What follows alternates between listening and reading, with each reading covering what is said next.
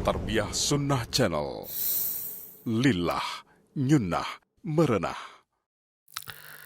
Bismillahirrahmanirrahim. Assalamualaikum warahmatullahi wabarakatuh.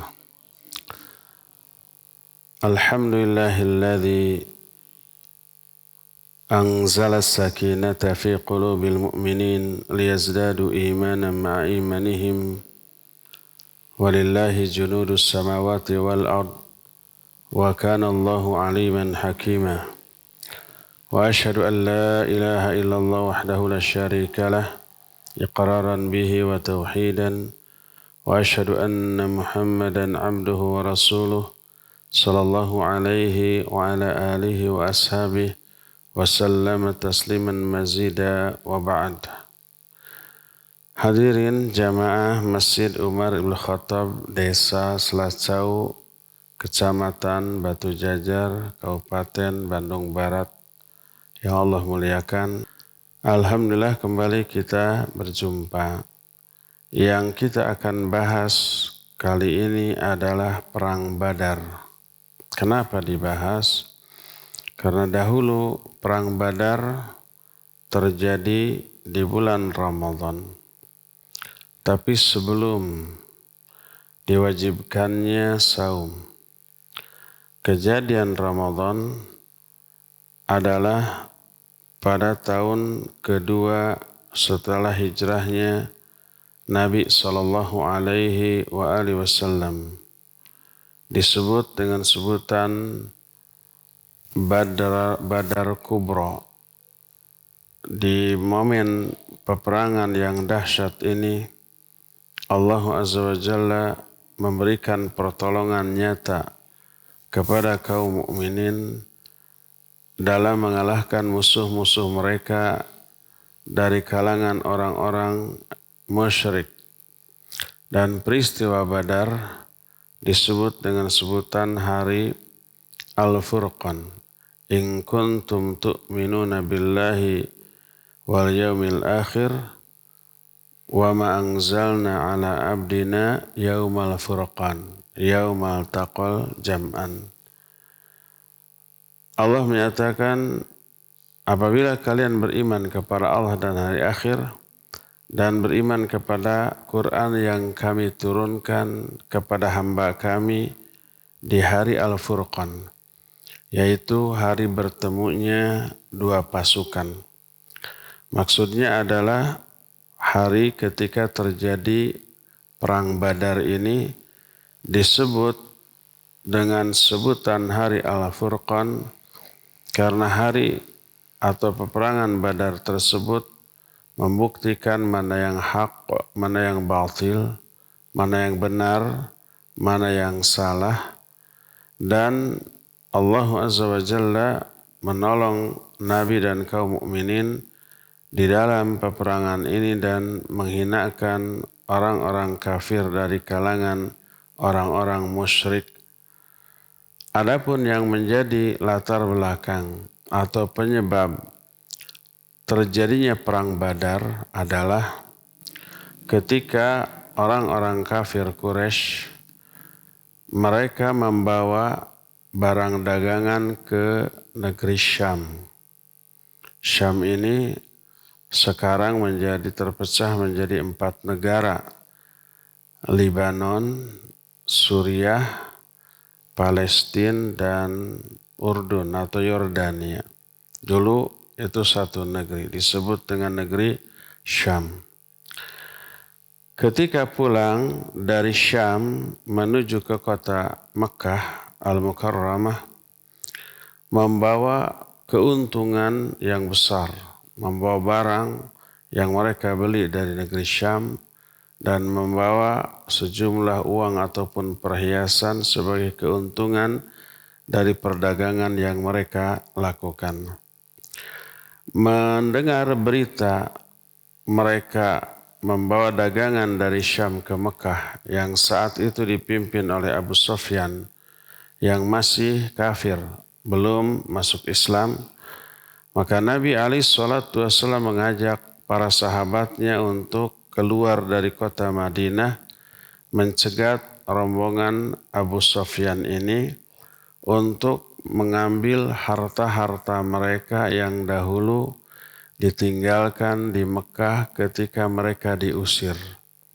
Kaum muslimin disuruh keluar dari Mekah zaman dahulu karena keislaman mereka.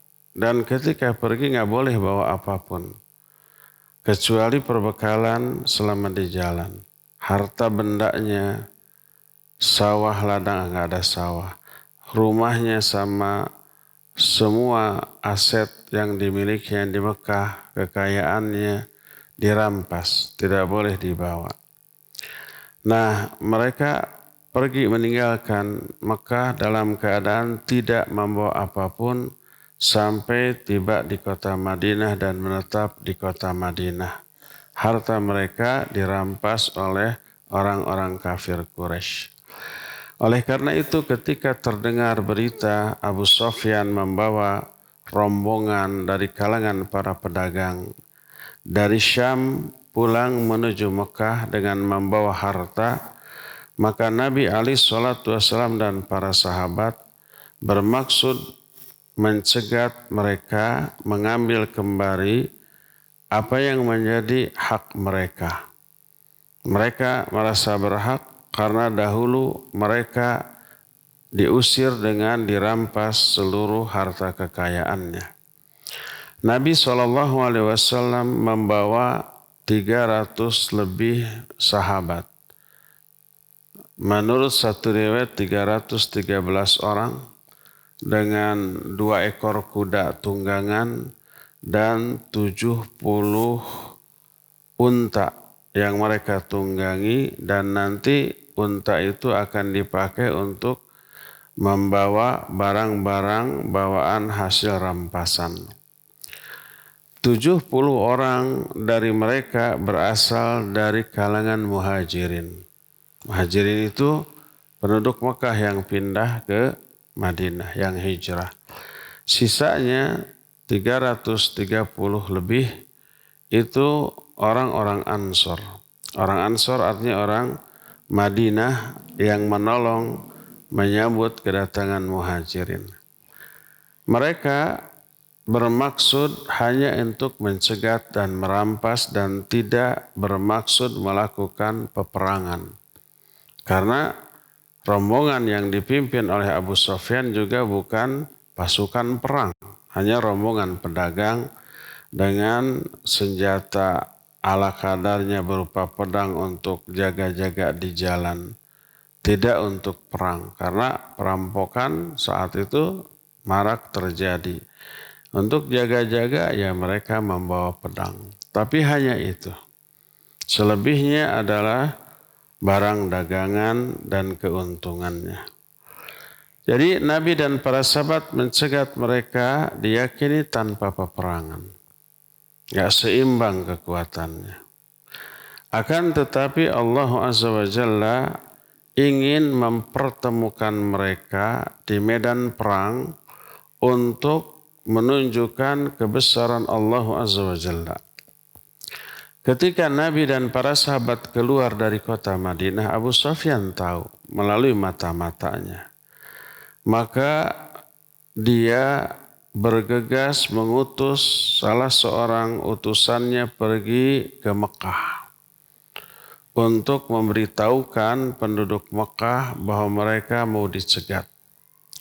Sementara itu mereka sendiri mengambil jalan yang tidak biasa karena takut tercegat, tersusul oleh Nabi SAW. Abu Sufyan membawa rombongannya menelusuri pantai Laut Merah dan selamat dari kejaran Nabi dan para sahabatnya. Adapun utusannya sampai ke Mekah dan memberitahukan kepada penduduk Mekah. Mendengar berita ini penduduk Mekah gempar. Yang saat itu masih kafir semuanya. Dan mereka bergegas mengumpulkan pasukan yang memang diperuntukkan untuk perang. Maka terkumpullah sekitar 1.000 orang dengan membawa 100 pasukan berkuda. Sedangkan Nabi hanya 2 kuda. dan membawa 700 ekor unta besar. Dan ini unta ini selain untuk tunggangan mereka juga untuk konsumsi mereka selama peperangan. Sebagian ada yang disembelih.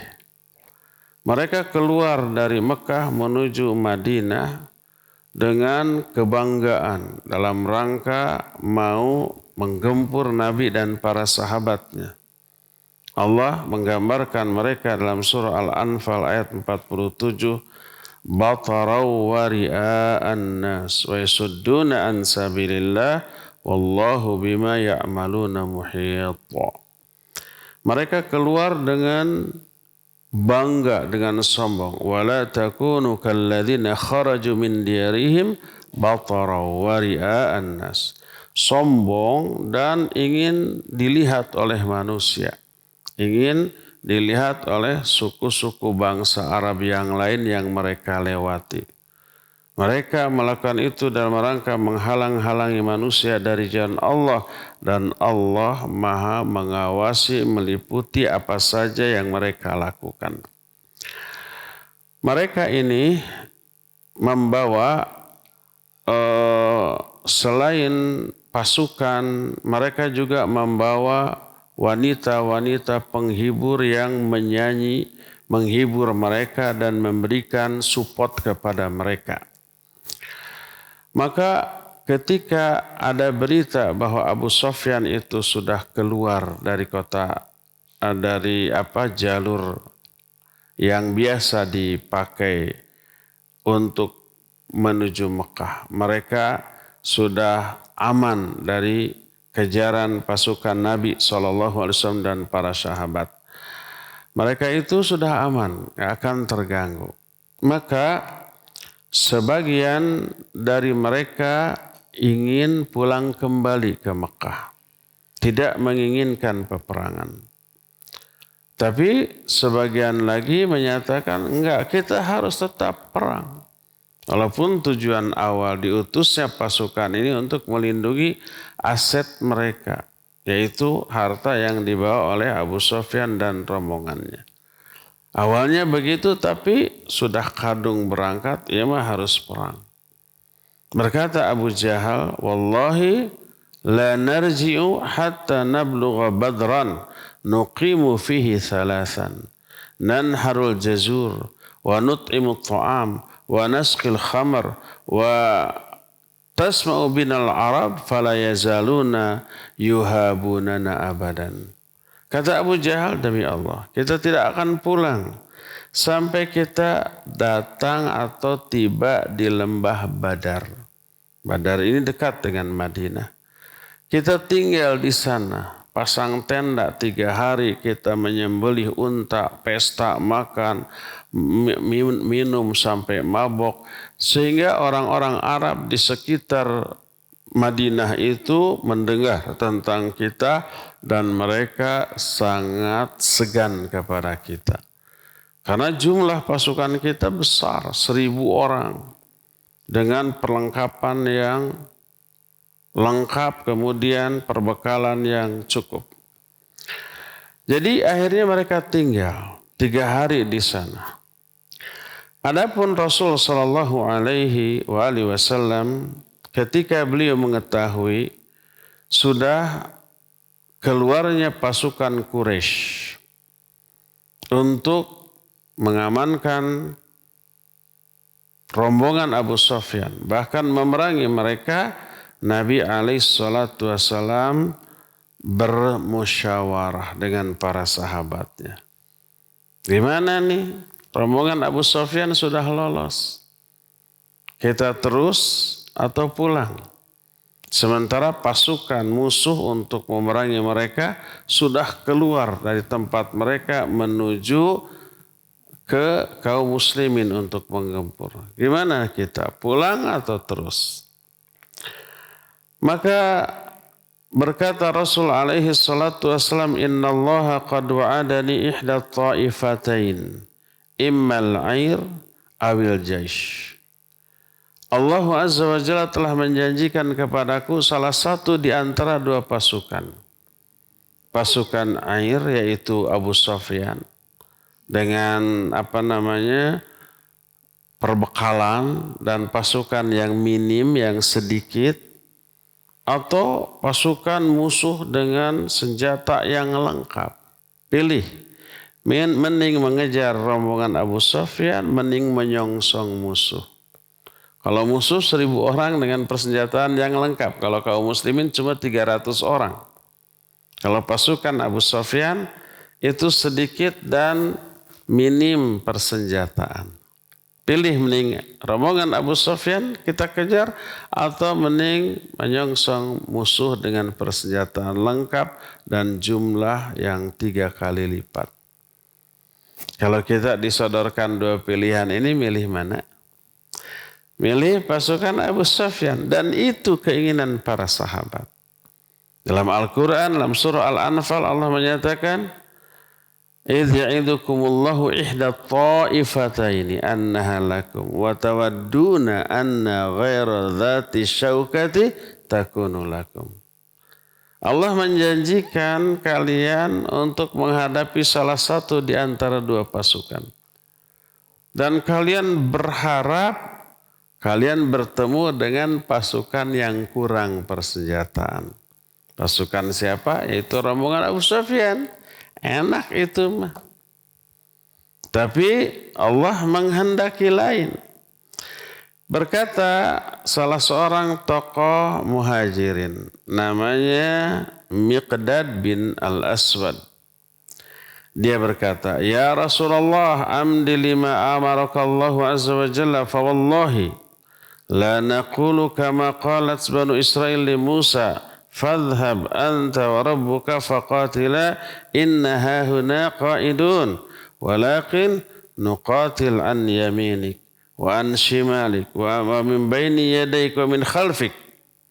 Kata Miqdad, "Wahai Rasulullah, lakukan saja apa yang Allah perintahkan kepadamu.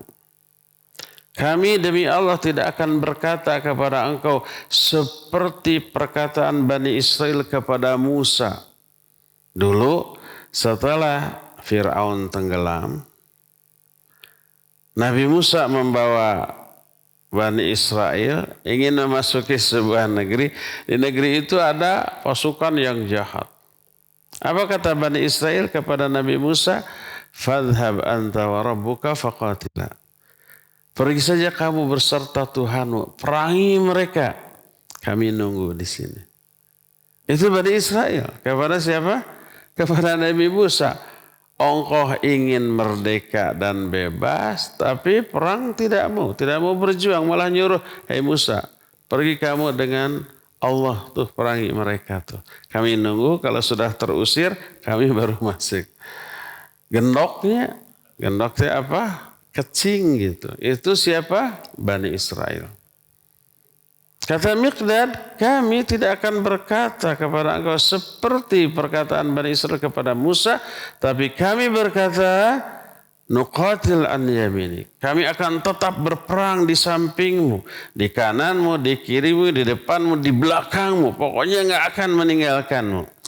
Itu kebulatan tekad bangsa Muhajirin. Maka berkata Sa'ad bin Mu'adz al-Ansari. Beliau tokoh bangsa Aus. Aus itu salah satu suku bangsa di Madinah. Salah satu di antara kelompok Ansor. Ada Aus, ada Khazraj. Aus dan Khazraj ini dua suku bangsa yang selalu ratusan tahun, ribuan tahun perang terus saling mengalahkan. Mereka baru damai setelah kedatangan Nabi SAW. Tokoh Aus namanya salah satunya Sa'ad bin Mu'adz.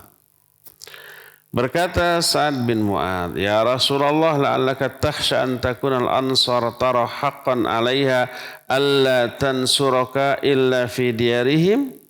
Wa inni aqulu 'anil ansar wa ujibu anhum fad'an haitsu syi'ta wasil hablu ma syi'ta waqta hablam man syi'ta wa khudh min amwalina ma syi'ta wa'tina minha ma syi'ta. Kata Sa'ad bin Mu'adz al-Ansari, wahai Rasulullah, barangkali engkau takut bangsa Ansor melihat kebenaran lalu tidak menolong membela kebenaran ini kecuali hanya di negeri mereka. Engkau khawatir demikian? Tidak, wahai Rasulullah. Demi Allah, aku akan berkata atas nama bangsa Ansor. Kata Sa'ad bin Mu'adz itu, lakukan saja apa yang engkau kehendaki. Sambungkan tali dengan orang yang engkau kehendaki. Putus tali hubungan dengan orang yang engkau kehendaki. Ambil olehmu dari harta kami sebagaimana engkau kehendaki. Kami akan memberikan kepadamu apapun yang engkau inginkan. Wa ma akhadta minna kana ahabba ilaina mimma tarakta. Apa saja yang engkau ambil dari kami, harta, jiwa, semua itu lebih kami sukai daripada yang tidak engkau ambil. Jadi kalau Nabi mengambil sesuatu dari bangsa Ansor, itu lebih mereka sukai daripada yang tidak mereka ambil. Daripada yang tidak diambil oleh Rasulullah SAW. Melihat kebulatan tekad yang seperti itu baik dari muhajirin ataupun dari bangsa Ansor, maka besarlah hati Nabi SAW.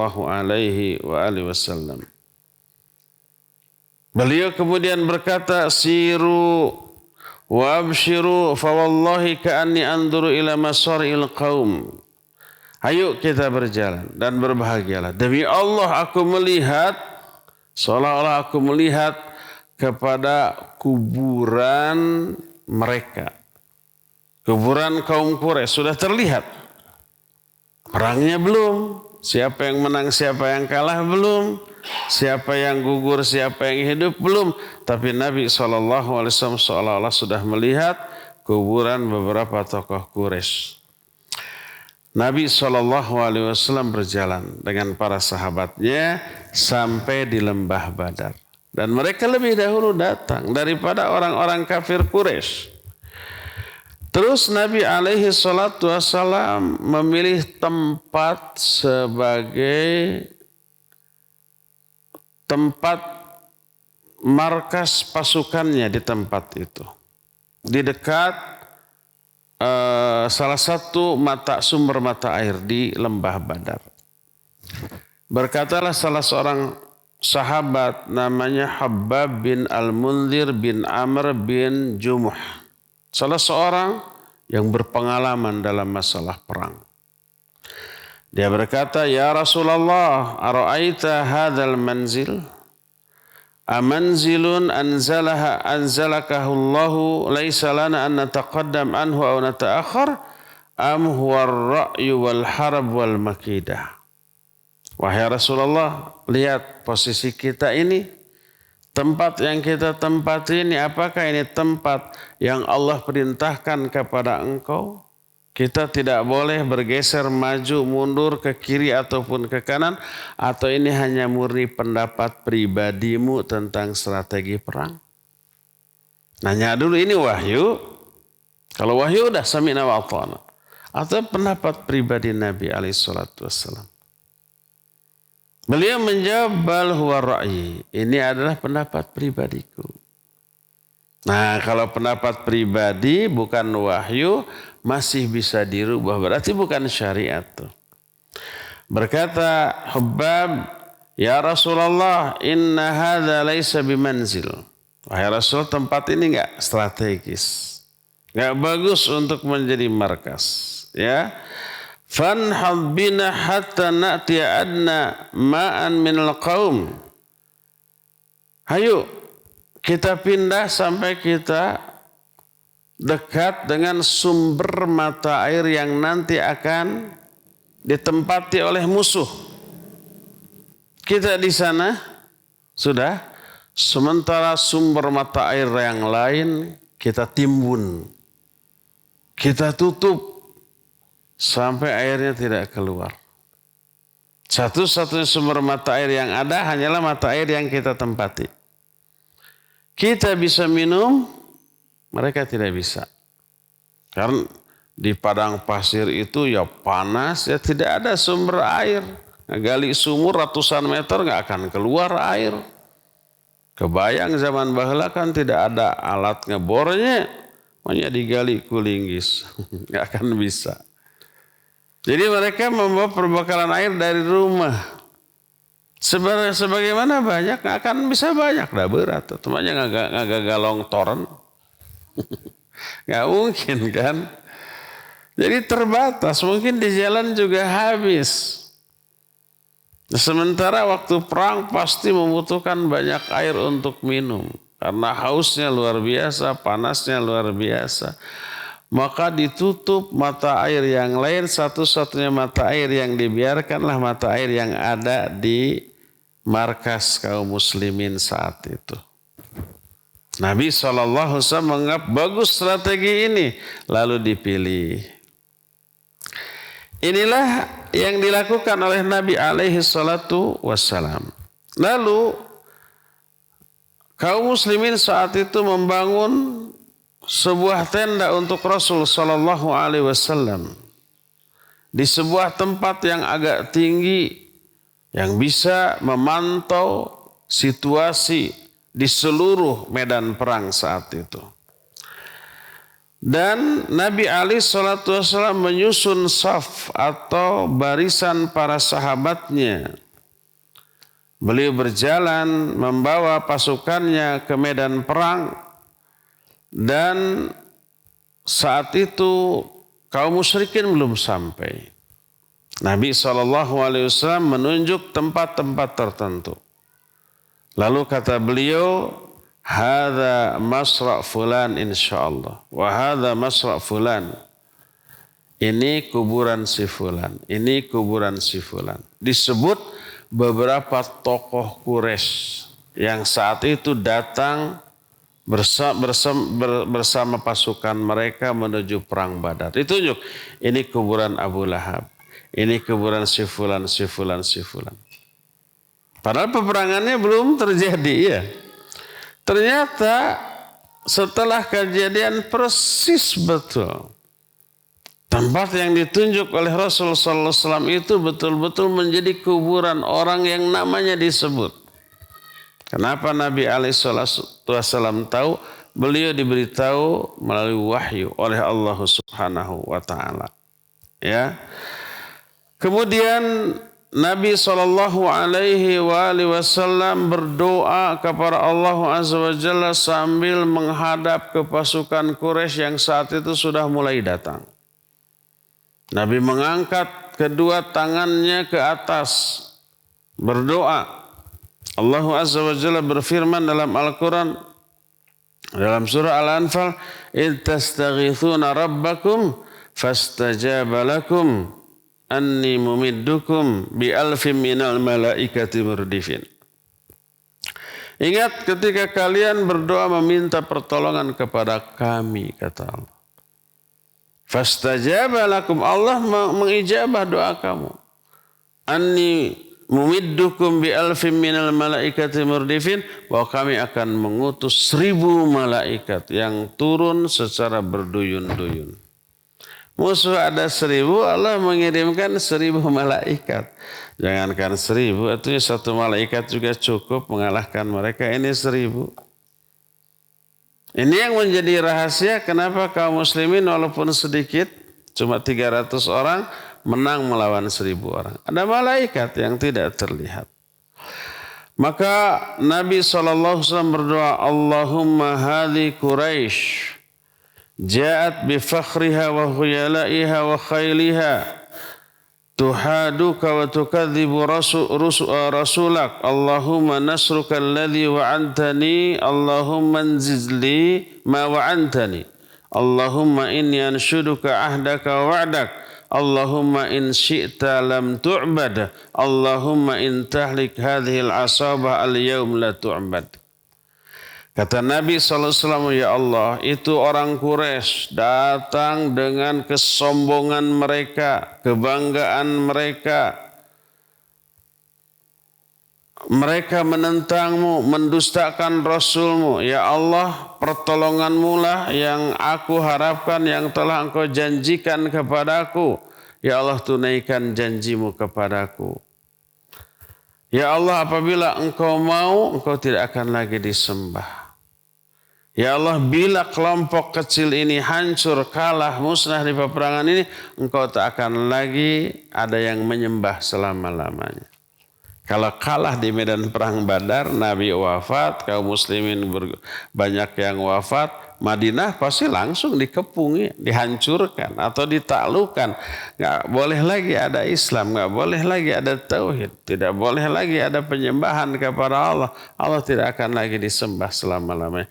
Kalau mereka kalah, apa yang terjadi? Allah Azza wa Jalla menunaikan janjinya. Maka yang terjadi adalah entah kenapa melihat pasukan kaum muslimin tiba-tiba orang-orang kafir Quraisy itu dilanda ketakutan yang luar biasa. Bahasa Selasau namanya seber. Apa seber teh? Miris, takut melihat Nabi dan para sahabat yang jumlahnya lebih sedikit. Kenapa? Karena memang Allah menyuruh para malaikatnya untuk memberikan rasa takut ke dalam hati orang-orang kafir saat itu. Dijelaskan oleh Allah dalam Al-Quran surah Al-Anfal ayat 12 sampai ayat 14. Idh yuhi rabbuka ilal malaikati anni ma'akum fathabbitul ladhina amanu. Sa'ulqi fi qulubil ladhina kafaru ru'ba. Fadribu fawqal a'naq wadribu minhum kulla banan. Dzalika bi'annahum syaqqu Allah wa rasulahu wa may yushaqiqi Allah wa rasulahu fa inna Allah syadidul iqab. Dzalikum fadhuquhu wa anna lil kafirina 'adzaban nar. Ingat ketika Allah mewahyukan kepada para malaikat bahwa aku beserta kalian. Kokohkan, kuatkan semangat dan tekad orang-orang yang beriman. Orang yang beriman satu, nggak ada satupun yang miris, yang takut, yang seber, nggak ada. Dan aku akan campakkan kepada hati orang-orang kafir rasa takut yang luar biasa. Orang muslim yang 300 orang tambah berani, tambah semangat, tak ada pikiran untuk mundur, lari ataupun menyerah. Orang-orang kafir tambah seber, tambah takut, tambah miris. Fadribu fawqal a'naq wadribu minhum kulla banan. Maka penggallah leher mereka dan pukullah setiap jari-jari mereka. Yang demikian itu karena mereka mendurhakai Allah dan Rasulnya. Siapa yang menentang Allah dan Rasulnya, maka sungguhnya azab Allah sangat pedih. Setelah itu peperangan tidak bisa dihindarkan. Derwe campuh perang. Maka Nabi SAW berada di atas di tenda yang dibikin di tempat yang tinggi, mengawasi jalannya peperangan. Dikawal oleh dua orang, Abu Bakar dan Sa'ad bin Mu'adz menjaganya. Maka Nabi SAW sambil melihat peperangan sambil terus berdoa. Maka sampai pada masanya beliau pun turun dan langsung terjun ke medan perang. Sambil berkata, sayuhzamul jam'u wa yuwallunal mudbirin. Akan dikalahkan pasukan mereka ini dan mereka akan terpukul mundur. Lalu Nabi SAW diperintah oleh Allah untuk mengobarkan semangat kaum muslimin untuk berperang. Allah menyatakan, ya ayuhan nabi, harridil mu'minina alal qital. Iyyakum minkum ishruna sabiruna yaglibu mi'atain. Wa iyyakum minkum mi'atun yaglibu alfan. Ya Nabi, harridil mu'minin al-qitar, apa kobarkan semangat mereka untuk berperang. Bila ada 20 orang di antara mukminin yang sabar, mereka akan mampu mengalahkan 200 orang. Kalau ada 100 orang, mereka akan bisa mengalahkan 1000 orang. 1 berbanding 10.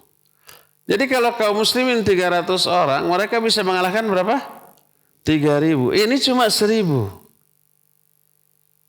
Maka pantas mereka itu menang. Sampai salah satu pemberi semangat yang dikobarkan oleh Nabi SAW di kalangan para sahabat, beliau bersabda, "Walladzi nafsu Muhammadin biyadihi la yuqatiluhumul yawma rajulun fayuqtalu sabiran muhtasiban muqbilan ghaira mudbirin illa adkhalahu Allahul jannah." Demi Allah, yang jiwa Muhammad ada di dalam genggaman tangannya, tidak ada seorang pun di hari ini yang memerangi mereka dalam keadaan sabar, ikhlas, tetap maju, tidak mundur, lalu gugur di medan perang, kecuali akan dimasukkan oleh Allah ke dalam surga. Dijanjikan surga itu. Maka berdirilah Umair bin Hammam al-Ansari. Dia itu memegang apa? Beberapa kurma, perbekalan selama perang. Lalu berkata, "Ya Rasulullah, jannatun arduha samawati wal ard." Wahai Rasulullah, apa ini maksud surga itu? Surga yang luasnya seluas langit dan bumi?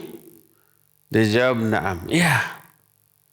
Bah kata dia, "Ya Rasulullah, ma baini wa baina an akhulal jannah illa yaqtulani haula la in hayyaitu hatta akula thamarati hadhi innaha la hayatun tawilah." Kata dia, "Wahai Rasulullah, tidak ada yang menghalangi antara aku dengan masuk surga kecuali kalau mereka membunuhku." Begitu kan? Maka demi Allah, kalau aku masih hidup sampai aku menghabiskan kurma ini, itu hidup yang terlalu panjang bagiku. Gak sabar ingin segera masuk ke dalam surga. Lalu dia lemparkan. Siapa? Kurmanya. Gak mau menghabiskan itu. Akhirnya dia maju ke medan perang sampai dia terbunuh. Sebagai seorang syahid. Gak mau selamat sampai si kurmanya ini habis, itu terlalu panjang untuk hidup. Dibanding mati tetapi masuk surga. Dia memilih langsung. Nabi SAW sendiri saat itu meraih beberapa buah batu atau kerikil atau tanah. Lalu dilemparkan ke arah musuh. Dan tepat mengenai wajah-wajah mereka dan mata-mata mereka. Sehingga wajah dan mata mereka itu penuh dengan pasir yang dilemparkan oleh Rasulullah SAW ataupun oleh kerikil-kerikil. Walaupun saat itu sangat jauh. Tapi tepat. Karena kekuasaan Allah. Allah menyatakan. Kata Allah dalam masih surah Al-Anfal. Ya. Walam taqtuluhum walakinnallaha qatalahum wa ma ramaita idh ramaita walakinnallaha rama. Bukan kamu yang membunuh mereka. Tapi Allah yang membunuh mereka. Bukan kamu yang melempar batu ketika kamu melempar batu sehingga tepat sasaran, tapi Allah lah yang melempar mereka. Itu yang menyebabkan lemparan Nabi SAW itu begitu tepat. Apa yang terjadi? Yang terjadi adalah kemenangan kaum muslimin. Orang-orang kafir, tokoh-tokohnya banyak yang terbunuh. Yang masih hidupnya mundur lari ke belakang. Dan dikejar oleh kaum muslimin. Yang terkejar ada yang dibunuh, ada yang ditawan. Yang terbunuh di kalangan orang kafir sampai 70 orang. Dan yang ditawannya juga sampai 70 orang. Adapun orang-orang yang terbunuh di medan perang, Itu kan ditinggalkan oleh kawan-kawannya. Nabi SAW jiwa kemanusiaannya tetap ada. Mereka dikuburkan oleh Nabi SAW. Tapi ada tapinya ya secara dihinakan. Digusur ya serut. Beleweng dilemparkan. Satu lubang diisi oleh beberapa puluh orang. Di antara yang terbunuh adalah Abu Jahal. Terus tokoh Quraisy lainnya Syaibah bin Rabi'ah dan saudaranya yang namanya Utbah. Juga anaknya yang namanya Al-Walid bin Utbah. Ini 4 tokoh Quraisy yang paling jahat kepada Islam dan kaum muslimin.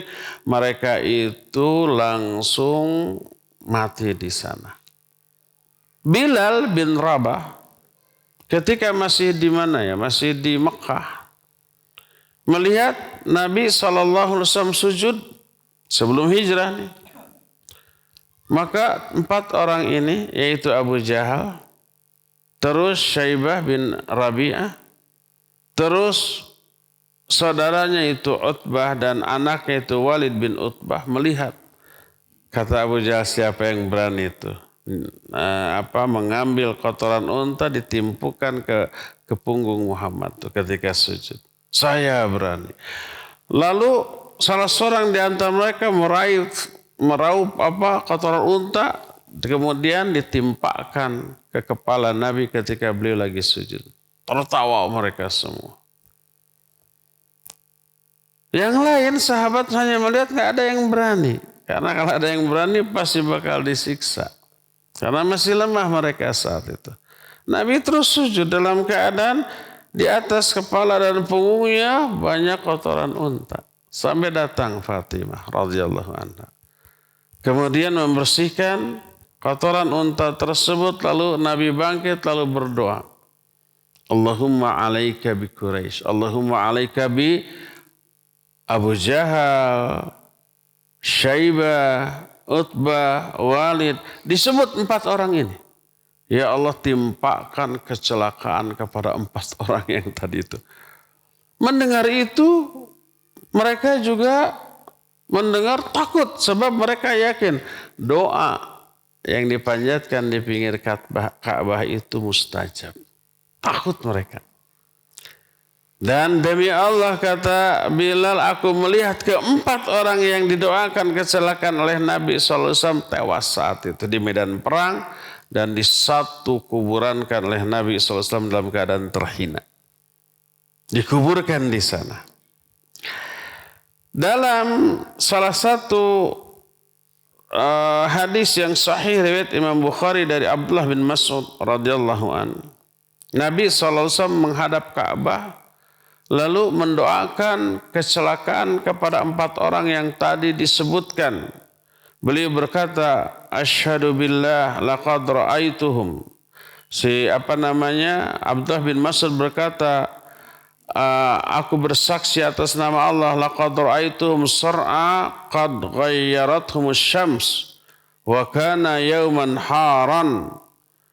Demi Allah, aku bersaksi atas nama Allah, aku telah melihat kuburan mereka, kuburan 4 orang tadi, itu telah berubah karena tersengat panasnya matahari yang luar biasa. Sehingga mereka itu gosong. Di dalamnya sampai mengeluarkan asap. Karena panasnya itu.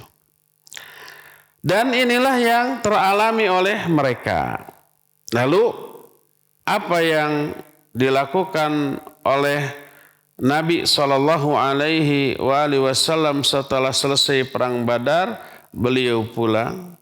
Tapi beberapa hari kemudian beliau datang lagi ke lembah Badar, kemudian mendatangi kuburan orang-orang kafir Quraisy, lalu berkata, kata Nabi SAW, ya fulan bin fulan, ya Abu Jahal, ya Syaibah, ya Utbah, ya Walid, ayasurrukum annakum ata'tumullaha wa rasulah. Apakah kalian dahulu berangan-angan untuk mentaati Allah dan Rasulnya? Fa inna qad wajadna ma wa'adana rabbuna haqqa. Kami telah mendapati bahwa apa yang Allah janjikan kepada kami itu benar. Fahal wajadtum ma wa'adakum rabbukum haqqa? Apakah kalian sekarang sudah merasakan bahwa janji Allah itu benar? Nabi berteriak. Berkata Umar radhiyallahu an, kata Umar, ya Rasulullah, ma takallama min azadin la arwaha laha. Wahai Rasulullah, kenapa engkau berbicara kepada jasad yang sudah tidak ada ruh? Bukankah mereka tidak mendengar? Kata Rasul sallallahu alaihi wasallam, walladzi nafsu Muhammadin biyadihi ma antum bi asma' lima aqulu minhum.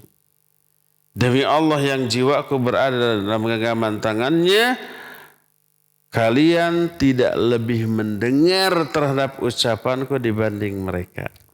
Artinya mereka lebih mendengar ucapanku daripada kalian. Kalian aja mendengar, apalagi mereka. Tapi mereka tidak bisa menjawab. Dan ini merupakan sebuah kehinaan bagi orang-orang kafir ketika itu. Ya, jamaah sudah jam 6, kita harus jeda dulu. Setelah jeda kita langsung tanya jawab ya. Silakan. Wassallallahu ala nabiyina Muhammadin wa ala alihi wasallam. Mangga. Bismillah. Ikhwatal Islam, a'azanillahu wa iyyakum. Kita masuk sesi kedua, yaitu sesi tanya jawab. Silakan kami informasikan kembali bagi antum yang ingin bertanya. Silakan dapat menghubungi 022868662637, dan untuk pertanyaan melalui pesan singkat atau WhatsApp silakan dikirim melalui 081122741176. Baik, sebelumnya kami berikan kesempatan terlebih dahulu untuk jamaah. Barangkali ada yang mau bertanya, silakan.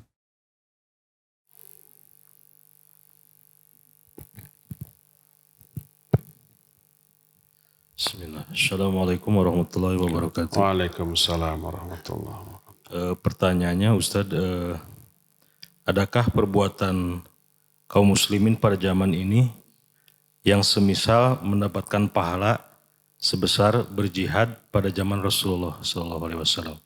Terima kasih Ustadz. Iya, barakallahu fiik. Kita tahu jihad fisabilillah itu amalan yang luar biasa. Kalau menang, pahalanya besar dan dosa diampuni.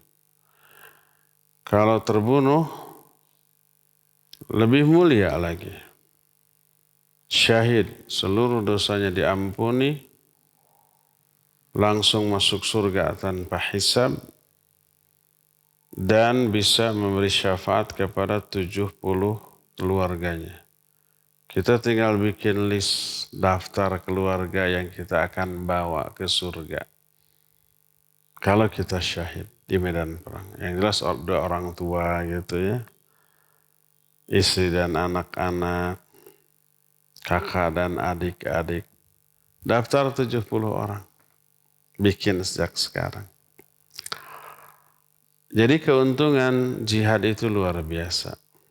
Allah menyatakan hal adullukum ala tijaratin tunjikum min azabin alim. Tu'minuna billah wa rasulihi wa tujahiduna fi sabilillahi bi amwalikum wa anfusikum. Hai orang-orang beriman, mau enggak aku tunjukkan kalian sebuah perniagaan yang bisa menyelamatkan kalian dari api neraka? Yaitu kalian iman kepada Allah dan Rasulnya dan berjihad dengan harta dan jiwa di jalan Allah. Sekarang tidak ada peperangan antara kita dengan kaum kafir. Ya, di beberapa negara tertentu ada, tapi di negara kita tidak ada. Banyak orang kafir, tapi bukan kafir yang memerangi kita secara fisik langsung dengan senjata. Adapun mereka memusuhi kita dalam hati mereka, ya iyalah pasti. Adapun mereka ingin memerangi kita apabila ada kesempatan, ya iyalah pasti. Dalam hati mereka, walan tarda ankal yahudu walan nasara hatta tattabi'a millatahum. Orang Yahudi Nasrani tidak akan senang kepada kamu sampai kamu mengikuti agama mereka. Di zaman Nabi juga dulu begitu, Yahudi Nasrani. Tapi tidak memerangi secara fisik, ya dibiarkan. Malah membuat perjanjian damai. Jadi disebut kafir ahdi. Dalam hati mereka ada kebencian kepada Nabi dan para sahabat? Iya. Tapi tidak terang-terangan memerangi dengan senjata.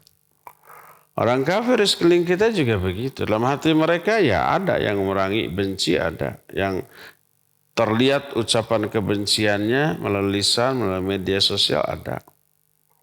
Kadang menggunakan orang munafik dari kalangan kaum muslimin, ya ada.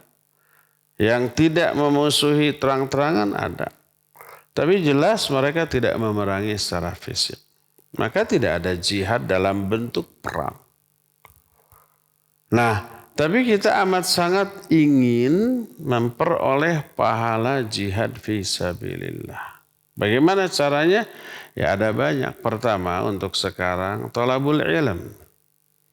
Man kharaja min baitihi yaltamisu fihi ilman fahuwa fi sabilillah hatta yarji'a.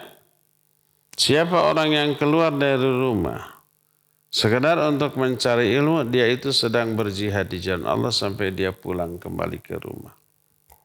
Maknanya keutamaannya ketika tidak ada perang sama dengan keutamaan berjihad ketika ada perang.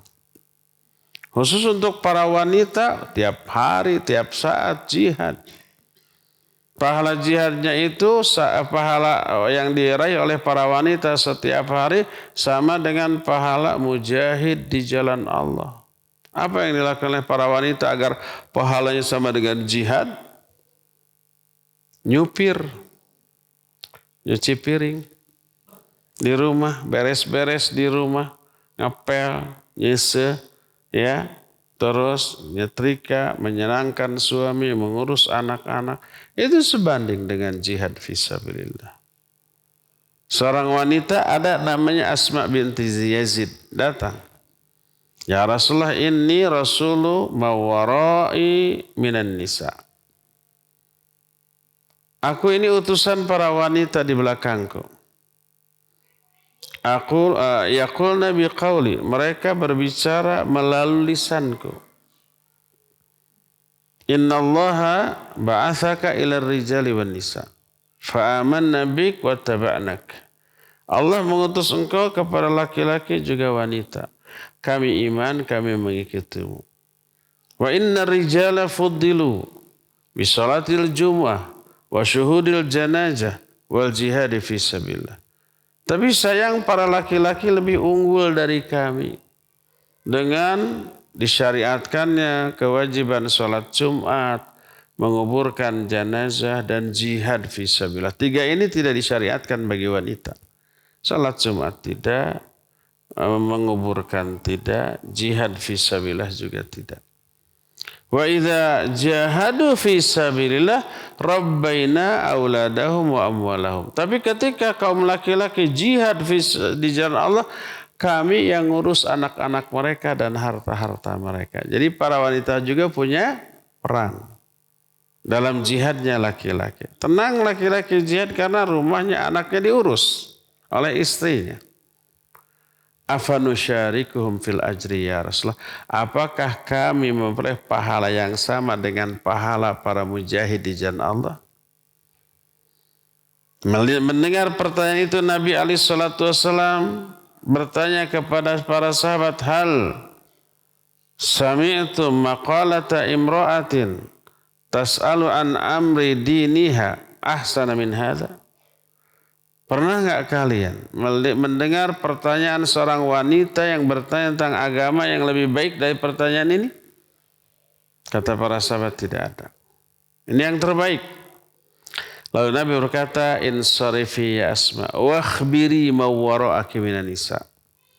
Pulang kamu hai Asma, sampaikan kepada wanita di belakangmu anna husna taba'uli ihdakunna, bahwa bagusnya sikap kalian kepada suami-suami kalian dan usaha kalian dalam meraih ridho suami-suami kalian ta'dilu kullama dzakarti, pahalanya sebanding dengan amalan yang kamu sebutkan tadi, sebanding dengan jihad fisabilillah.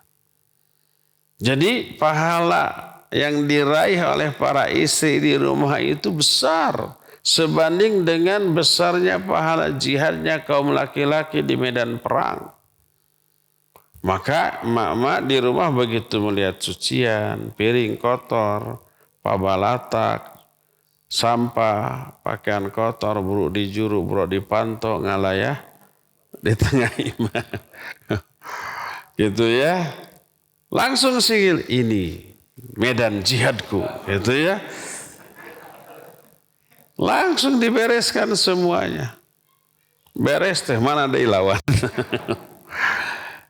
Itu diantara amalan-amalan yang sebanding dengan jihad fisabilillah. Termasuk umrah di bulan Ramadan. Termasuk haji. Dan itu merupakan anugerah dari Allah kepada kaum muslimin menetapkan syariat tentang amalan sesuatu yang ringan dengan pahala yang besar sebesar pahala jihad fisabilillah. Wallahu a'lam.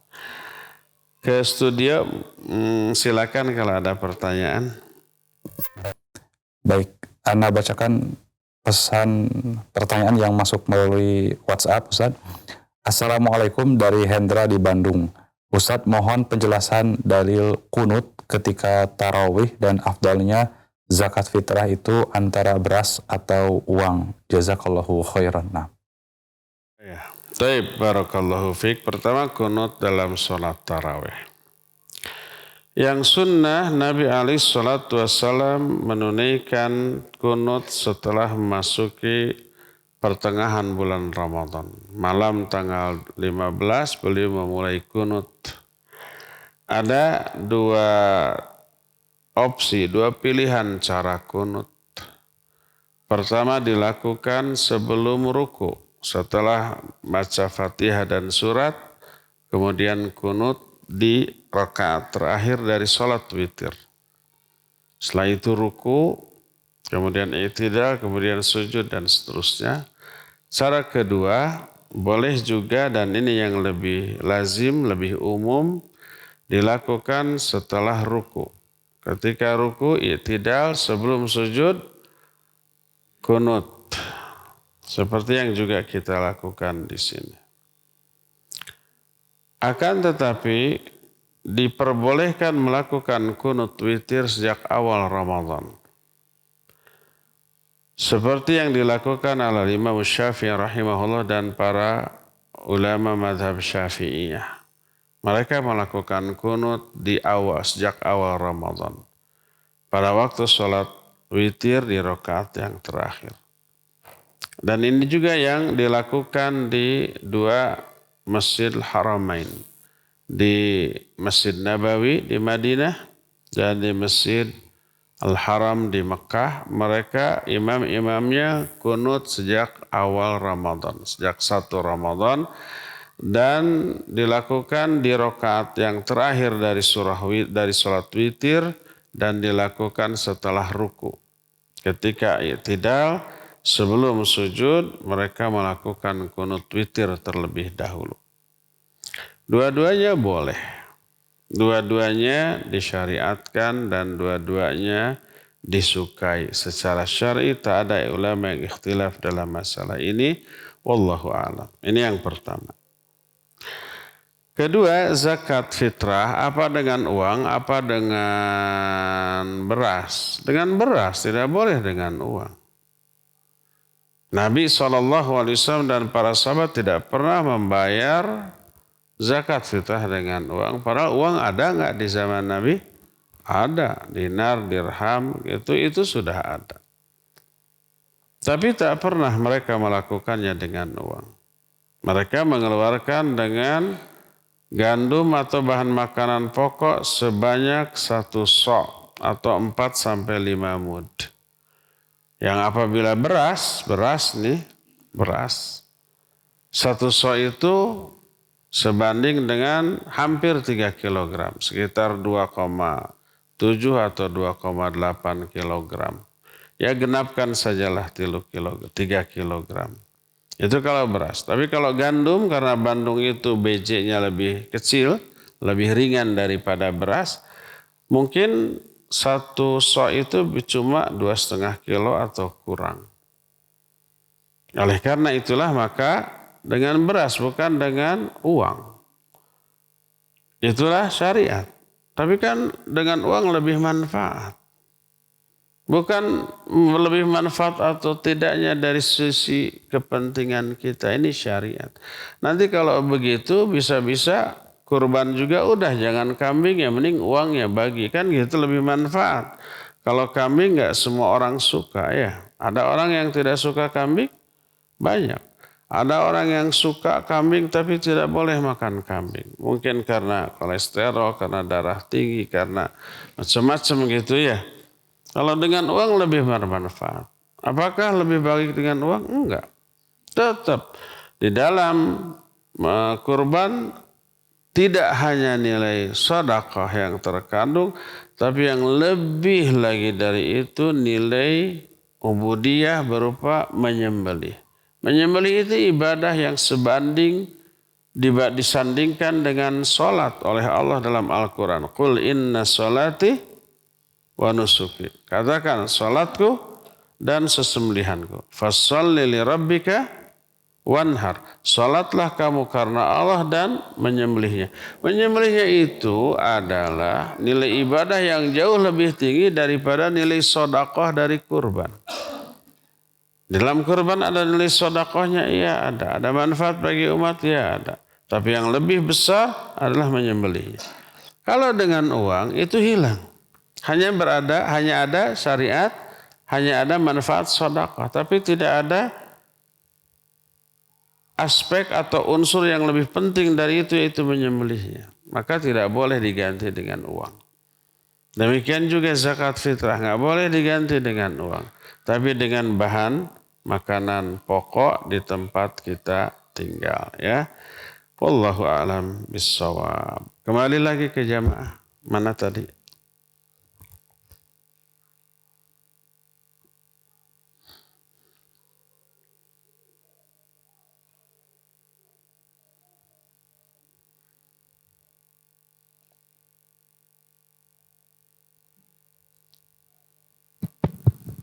Assalamualaikum warahmatullahi wabarakatuh. Waalaikumsalam warahmatullahi wabarakatuh.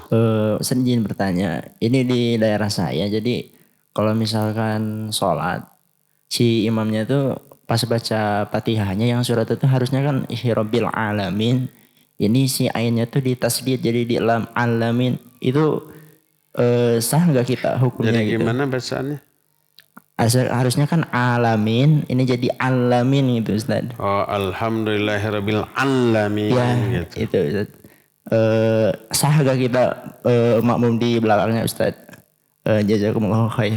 Assalamualaikum warahmatullahi wabarakatuh. Ya, wa jazakallahu khairan wa waalaikumsalam warahmatullahi wabarakatuh.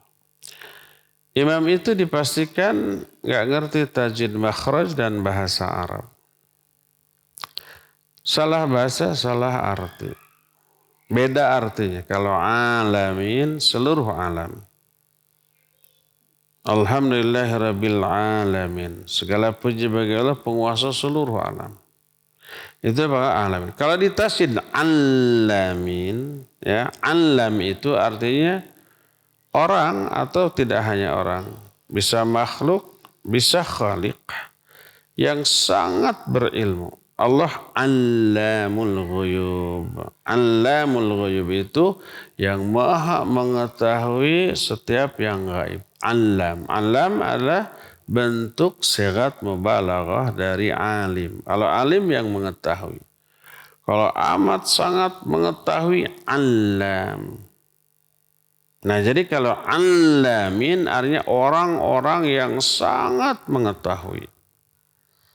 Jadi kalau dibaca alhamdulillahirabbil alamin gitu ya.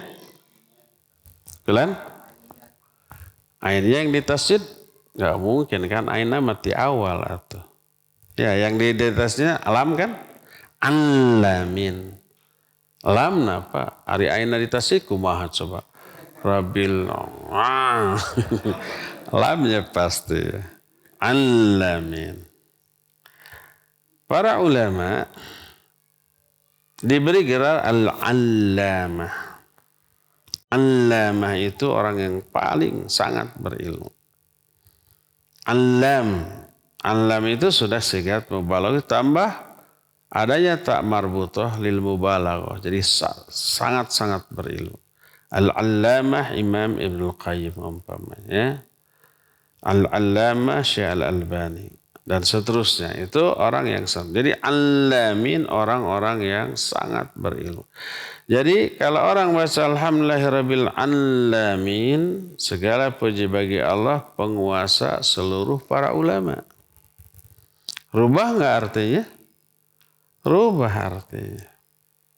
Bahwa seluruh ulama memang dikuasai oleh Allah, benar. Tapi pertama itu merubah ayat, merubah arti juga, ya. Ganti imamnya. Atau ditegur dulu, suruh belajar tajwid makhraj, musyawarahkan ya dengan tokoh-tokoh di masjid tersebut. Karena fatal ini, ya fatal. Wallahu a'lam. Kalau kekeh petekeh begitu nggak mau diganti, nggak mau dikudeta, ingin beberapa periode, ya cari masjid lain lah. Kalau masjid ya, kalau masjid. Wallahu a'lam. Makmumnya tidak berdosa karena tidak tahu bahwa si imam akan begitu. Tapi setelah tahu imam begitu, kewajiban kita mengingatkan berdua. Jangan dibuka umum. Imam tadi salah. Oh, malu dia. Berdua saja ya. Kalau kita tidak berani karena dianggap anak kecil, nanya ke ustaz yang ada di sana. Ustaz gimana tuh tadi? Benar apa salah? Kalau alamin apa maknanya gitu ya. Itu berubah arti apa tidak? Nah, kalau tidak boleh, tegur. Kalau nggak mau ditegur, gitu ya. Ini kan masjid saya umpamanya. Saya yang bangun umpamanya. Atau saya yang paling tua di sini. Siapa yang berani mengganti saya? Ya badog umpamanya. Dah carilah masjid lain. Kesini aja. Kembali ke studio silakan. Baik, nah Ustaz. Selanjutnya kami informasikan kembali, silakan bagi yang ingin bertanya dapat menghubungi 0228686637 dan untuk pertanyaan silakan atau kirimkan ke 0281122741476. Kembali kami bacakan pesan yang masuk melalui WhatsApp. Assalamualaikum Ustadz. Bagaimana menjelaskan tentang jihad kepada teman? Dia seorang wanita yang sekarang sudah ikut berperang dengan ISIS di Suriah. Suaminya dan anaknya yang usia 3 tahun sudah mati kena sniper. Teman saya ini merasa jihad itu adalah berperang. Sudah diajak pulang tapi menolak. Beliau masih bisa dihubungi lewat WhatsApp. Jazakallahu khairan Ustadz. Wa jazakallahu khairan. Susah untuk menasihati orang seperti itu. Mereka sudah masuk ke dalam kebid'ahan kaum khawarij. ISIS itu khawarij. Pertama, Ahlus Sunnah menyatakan ada berapa kaidah dalam jihad. Salah satunya al-jihad ma'al a'immah. Fujjaran kana au salihin. Au baran. Wajib jihad itu bersama imam. Baik imam itu yang fasik, durhaka, atau yang soleh. Kalau imam kaum muslimin durhaka, terus mengajak perang melawan orang kafir baru. Tapi kalau tidak mengizinkan, maka tidak. Walaupun kaum muslimin di tempat lain dibantai umpamanya, imam tidak mengizinkan, ya sudah syariat menyatakan tidak boleh. Apalagi di negeri lain yang bukan tanggung jawab kita. Bukan tanggung jawab kita lalu ke sana. Maka salah satu di antara penyimpangan dalam masalah jihad adalah berjihad tanpa persetujuan imam kaum muslimin sekalipun si imam itu durhaka, jahat, fasik, zalim, tapi tetap muslim yang jahat. Selama kejahatannya tidak mengeluarkan orang tersebut dari keislamannya, tidak murtad. Cuma yang jadi masalah bagi orang seperti ini, orang yang jahat atau pemimpin yang jahat itu sudah dikafirkan. Dan ini ciri khas Khawarij. Mengkafirkan penguasa yang tidak memberlakukan syariat Islam di dalam kepemimpinannya dengan alasan ayat wa man lam yahkum bima anzalallah faulaika humul kafirun. Siapa yang tidak menghukum dengan hukum Allah kafir dia. Ini ayat yang dipakai. Ayatnya benar apa salah? Ya Allah, ayatnya pasti benar, tidak ada yang salah. Pemahamannya yang keliru. Padahal ayat itu ada 3. Wa man lam yahkum bima anzalallah faulaika humul fasiqun faulaika humul zalimun. Ada kafir, ada fasik, ada zalim. Kenapa yang dipilih kafir? Kenapa yang dipilih tidak fasik atau tidak zalim? Itu pertama. Para ulama merinci itu kalau ada seorang yang memperlakukan hukum Allah dengan keyakinan, yang memperlakukan hukum manusia dengan keyakinan hukum manusia itu lebih baik daripada hukum Allah mah udah ketinggalan zaman, ya dia kafir. Tapi kalau ada orang memperlakukan hukum Allah, hukum manusia, tapi menganggap hukum Allah terbaik. Tapi konstitusi kita begini, nggak bisa langsung diterapkan gitu. Hukum Allah bisa kacau negara karena terlalu banyaknya orang yang menentang. Akhirnya dia tetap memperlakukan hukum manusia dengan tetap memperbaiki sedikit demi sedikit keadaan. Orang ini tidak kafir. Dan orang ini pernah ada di zaman Rasul SAW. Dia menjadi raja, penguasa di negeri kafir. Tapi dia masih memberlakukan aturan di negerinya, bahkan keislamannya juga disembunyikan. Siapa namanya? Kaisar Najasyi. Bahkan matinya pun dalam keadaan demikian. Bahkan Syekhul Islam Ibn Taimiyah menyatakan ketika waktu sholat tidak sholat, ketika Ramadan tidak saum. Kenapa? Karena harus menerima delegasi dari tamu-tamu negara lain dan dia sholatnya nanti di jamak. Malam ketika sendirian nggak ada orang tahu. Dan Ramadan juga seperti itu. Tapi ketika orang ini mati, ketika Nabi masih hidup, beliau Nabi alaihi salatu wasallam menyatakan matal yauma akhukum saleh. Pada hari ini saudara kalian yang saleh sudah mati. Itu Kaisar Najasyi dan beliau mensalatkan secara gaib dengan para sahabat. Tidak dikafirkan, padahal tidak memperlakukan hukum Allah di negaranya. Karena alasan situasi. Tuh, begitu.